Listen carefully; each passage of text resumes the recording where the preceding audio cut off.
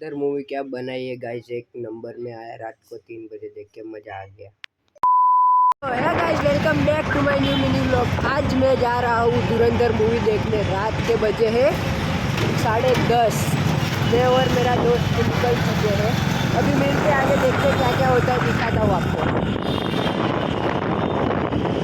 Guys अभी मैं और मेरे दोस्त लोग पहुँच चुके थे मूवी देखने।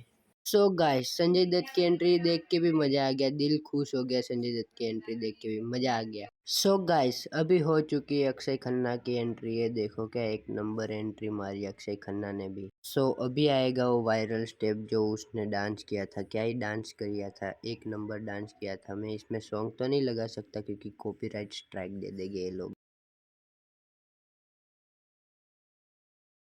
सो अभी हो चुका था इंटरवल। गाइस अभी मैं आ चुका हूँ घर पे। अभी 3 बज रहे हैं और पिक्चर अभी ख़त्म हुई, तो अभी जस्ट घर पे पहुंचा। अभी मिलते हैं कल के नए वीडियो में। तब तक के लिए बाय बाय, गुड नाइट, जय हिंद।